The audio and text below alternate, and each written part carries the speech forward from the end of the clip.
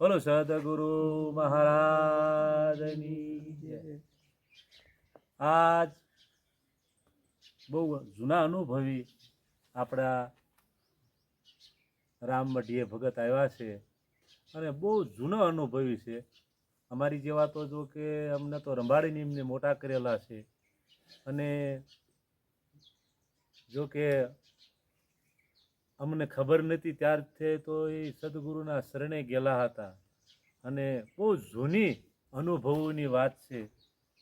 તો આજે અમને કાંઈક એવો પ્રકાશ કરવા આવ્યા છે કે ભાઈ પૂર્વજન્મની કમાણી સિવાય આ વસ્તુ થઈ શકે એવું નથી. ક્યાંક તમારા પૂર્વની કમાણી પડે હોય તો આ થઈ શકે.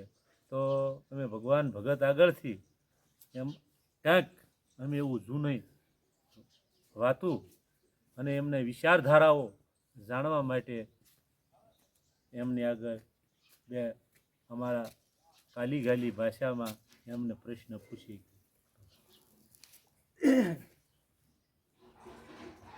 તો એમને જુનાગઢ ભાઈ રવા ગયા હતા અરે બાપા અને મચ્છા. અહીંયા પડખે માખ્યાળા ધોરા જેવી છે ને જુનાગઢ બી. હા હા અહીંયા આપણે ભાવનગર કોઈના દરબાર છે. વાહ. પછી મેં અહીંયા ગયા. હા હા એ કે સા પીવા આવજો. આવજો.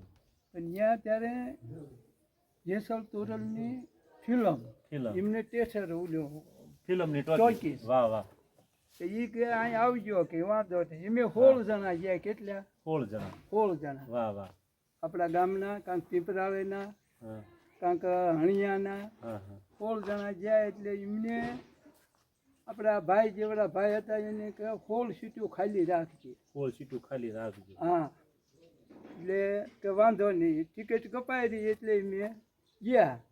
હાથ કર્યો કે હાલો. હાલો એમ ગયા એટલે સીટો 16 હતી કે અહીં બેસી જાઓ. બેસી જાઓ. બેસી ગયા. બેસી જાઓ. પછી અમને પૂછ્યું ટિકિટ બિકિટના પૈસા ન લીધા. ન લીધા. કયા ગામના છો કે હા. ગુંજિયાવડાના. વાહ વાહ. તો કે કયા ગામના કે ગુંજિયાવડાના. ગુંજિયાવડા. તો કે રાજા બાપુનું ગુંજિયાવડા. વાહ વાહ. કે હા. તો કે હવે પૈસા પૈસા નથી લેવાની ધીમા આવતા રહ્યો. આવતા રહ્યો. એ મેં ગયા 16 જણા બેઠા. એ પૂરું થયું. પછી કે તમે હાલો સા પીવા. સા પીવા. તો હવે રાતના 12-1 વાગી ગયો કે ભાઈ ત્યારે અમારે સા પીવા આવવું નથી. હવે આવશું એમ તમારા ગામના પાદરમાં સહી કે વાંધો નહીં. એ હવે અમે 4 જણા ગયા. બધા ન ગયા. 4 જણા ગયા બેઠા. તમે બાપુ તો કે અમારા ગઢા ભાવનગર કોચે અહીં વહેલા આવેલા. પછી મેં અહીંયા રોકાઈ ગયા.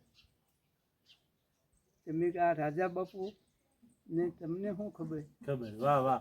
કે આ ગુંજિયાવડે રાજા બાપુ છે એમ. હા. કે રાજા બાપુની જેમ વાત ન કરો. રાજા બાપુ તમે આમ ઠેઠ દ્વારકાની શેડે જાઓ. આમ ઠેઠ કંસમાં જાઓ. હા. કે મહારાષ્ટ્રમાં જાઓ. ગુજરાતમાં જાઓ. ગમે ત્યાં દુનિયાની શેડે જાઓ ને તેમ નામ દો રાજા બાપુનું. ત્યાં બધા ઓળખે ઘા કયું આ રાજા બાપુ. એવા ભાગશાળી માણસ કે હતા ને એ ઘોડી લઈ અને કાયમ ફરતા જ તે. હું એ આપણા ઘોડી ઘીરે બેસી નહોતા રહેતા. ગમે એ આજ આ હોય તો કાલ બીજે હોય એમ કે.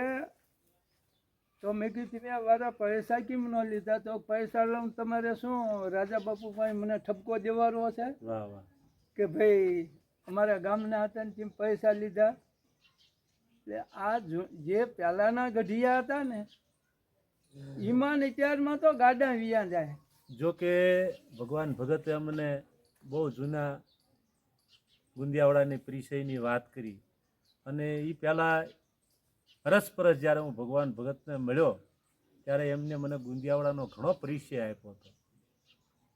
અને જો કે ભગતના કુટુંબ દબારી છે પણ એના કુટુંબમાં એવા મહાપુરુષો કે ભાઈ જેની હજી કોઈ આપણે મીડિયાવાળાએ ખોજ કરી નથી.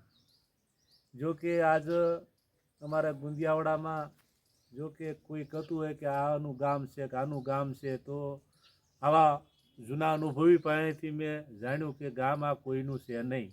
આ તો એક સારણુનો નેહ હતો, સારણનો ટીંબો હતો, અને આઈ જાનબાઈ અને આઈ મીણબાઈ કરીને સારણ હતા, બે મા દીકરી હતા. અને એ જ્યારે ગયા ત્યારે આમના પૂર્વજોને, આમના વડવાઓને નાયણ ભગત કહેવાય, જે નાયણ વાલા કહેવાય, એ નાયણ ભગતને એમના રામાપીર આપતા ગયા કે આ લ્યો ભગત, આ અમારી પાસે છે, એ અમે તમને આ રામદેવજી મહારાજ આપી છીએ. અને એ રામદેવજી મહારાજનો એમને ગોખલો કરી અને ભગત એવા તો અમારા દરબારોમાં જેને 20-20 વર્ષ સુધી કે 25-25 વર્ષ સુધી પારણા નહોતા બંધાણા, ત્યાં એક દીકરા નહીં પણ બે નાયણવાલાના ઠાકરે દીધેલા છે. એવી અમે અમારા વડીલો પાસેથી, આવા મહાપુરુષો પાસે, આવા અનુભવો પાસેથી જાણ્યું છે. અને એ જાણવા અમને મળ્યું, એની આ તમને વાત કરવી છે કે ભક્તિ તો છે જ કે ને, કે ભક્તિ, પણ ભક્તિ છે એ અમુક વસ્તુ રહી ને, એ કે દ્વારકામાં આપણે કહ્યું કે ભાઈ કાંઈ ના દર્શન ફેરવીને, દેવળ ફેરવીને દર્શન આપ્યા હોય, પણ કાષ્ટની અંદર જો, પાણાની અંદર જો પાવક હોય તો ઈશ્વર ક્યાં નથી હોતો? ઈશ્વર અણુ અણુમાં હોય છે, રજમાં, તજમાં. ઈશ્વર ક્યાં નથી બતાવો? પણ જે આવા અનુભવી, આવા જાણનારા, એની પાસે આપણે બેહીને કોઈ અનુભવની વાત કરી નથી. અને ભક્તિ વસ્તુ કાંઈ ગાવા વાવાની છે નહીં. ભક્તિ તો આપોઆપ હાલે છે. અને ભગત એમના બાપદાદાની પરંપરા, જે એમના બાપદાદાનો કેળો હાલ્યો છે એ લીધું છે. ઈશ્વરની ભક્તિથી પોતે રામદેવજી મહારાજનું મંદિર બનાવેલું છે. ગુંદિયાવડાથી આથમણા તળાવના કાંઠે રામદેવજીનો આશ્રમ છે. અને ભગત નિખાલસ આત્માના ભક્તિભાવ અને પ્રેમી જીવડો છે. અને આજ ભગતને મળી અને આ રામ મઢીએ અમને બહુ આનંદ આવ્યો. અને જાદુ તો જે કહેવી અવારનવાર મારા વિડીયાની અંદર હું તમને જે જ્ઞાનની જે વાતો કરું છું સૌ, પણ આજે આટલો ટાઈમ લઈને ભગત આવ્યા છે એટલે કોઈ જાજી વાત કરતો નથી. પણ જે મારા અનુભવની વાત હતી તે થઈ ગઈ છે એટલે કીધું એ પ્રમાણે.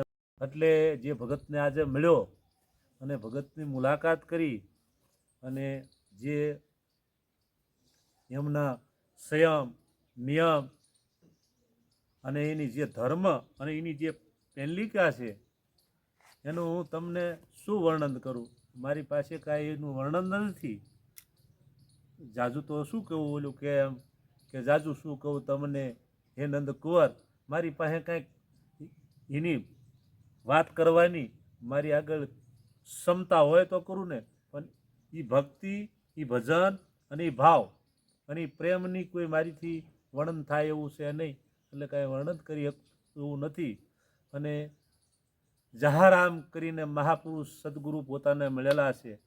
અમારી જેવાને તો ખબર નથી, અને અમારી જેવાને તો ભગતે રમાડેલા છે એમની પાસે. અને એમના અનુભવની આટલી આજ અમને વાત કરી, કોઈથી બોલતા નથી, કહેતા નથી, પણ આજે અમને પ્રેમ અને ભાવ અને આધીનતાના ઘરમાં આવી અને આજ અમને જે આ અનુભવ ગુંદિયાવડાનો આપ્યો, તો એમને એવું કીધું કે ભાઈ હું મારા મુખેથી હવે વાત નહીં બોલું, તમે ને તમને હું આ કહું. એટલે એમને મને વાતમાં એવું કીધું કે ભાઈ તમે જે મેં રાજા બાપુ કીધું, એ રાજા બાપુના દીકરા એવા હતા. એમની હારે એમની 25-30 વર્ષ સુધી મેં એમની ખેતીવાડી કરેલી. અને જોકે હું એમ રાજા બાપુના દીકરા અહમદ બાપુ, અને મેં હારે કપા કાલું બીજું ત્રીજું વેસવા ગયેલા. અને છતાં અમે એવો દુષ્કાળ પડ્યો, જેમ રાજા બાપુને ઓલાની વાત કરીને મેં જેમ જુનાગઢ માખિયાળા ગયા અને આ પરિસ્થિતિમાં થયું એવું અમારે પાછું એમના દીકરા અહમદ બાપુ હારે આવું થયું. એટલે કે એ વખતે એવા 3 કાળ પડ્યા. અને ભગવાન હનુમાનજી મહારાજ જેવા ને દી ઉગે ને 2 ચાંદીના રૂપિયા આપતા, અને છતાંય મેં કહે છે બધા એક કુટુંબ ઘોડે રહી અને 3 વર્ષ પૂરા થયા એટલે દાદાને જઈને એવું કીધું કે અમારે ન જોવે. 70, 71 ને 72 આ 3 કાળ ઉતરી ગયા પછી જે 5 રૂપિયા વધ્યા હતા એ કોઈ આ કુટુંબે ભગત કયો કે એ એમના દરબાર સામત બાપુ કોઈએ રાખ્યા નહીં. એમના દીકરી લાંબા હતા એમને 5000 રૂપિયા ત્યાં દી આવ્યા. 1 રૂપિયો એમને પણ રાખ્યો નહીં. આવા મહાપુરુષ આ ગુંદિયાવાડાની જેટલી અમે વાતો કરીએ કે જેટલા ગુણગાન ગાવી એટલું ઓછું છે. નકર માણા એમ કે ભાઈ ભજન કરી લ્યો કે સુવાસ ને ઉશ્વાસે હાથ પગ હલે નહીં કે સહેજે સમરણ થાય. કોઈ ઈંગલા બતાવે છે, કોઈ પિંગલા બતાવે છે, કોઈ સૂક્ષ્મણા બતાવે છે, આવી અનેક નાડીઓ બતાવે છે. પણ એ નાડીઓ નકરી બતાવેથી થાય એવું નથી. એમને આવા મહાપુરુષો પાસે જઈ આવાના સાનિધ્યમાં જઈ આવી પાસે જઈ બેહી અને એની રહેણી કેણી તો જાણવી પડશે ને. અત્યારે કદાચ મને એ મળ્યા અને આ મને કદાચ ખાલી 2 ભાષામાં શબ્દ બોલવા આવડી ગયું તો એથી કાંઈ હું ભક્તિ કે ભજનના માર્ગ સુધી ન રહી શકું. અને કદાચ મને બોલતા આવડ્યું તો વાણી તો બોલે છે. માણસો વાણી બોલે એટલે આમ પાણી થંભી જાય એવું બોલે છે.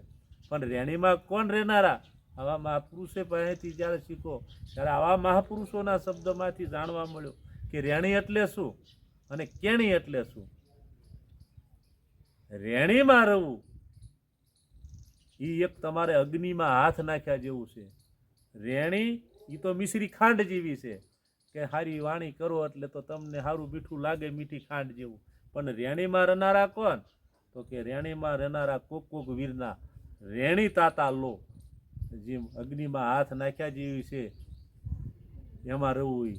એવા સંતો આવા મહાપુરુષોના સાનિધ્યમાં જઈ અને જે કાંઈ આજ અમને જાણવા મળ્યું એથી અમે ખૂબ આનંદ અને ઉલ્લાસમાં આવી ગયા અને અમારા કોઈ પ્રેમનો પાર ન રહ્યો. બોલો સતગુરુ મહારાજ.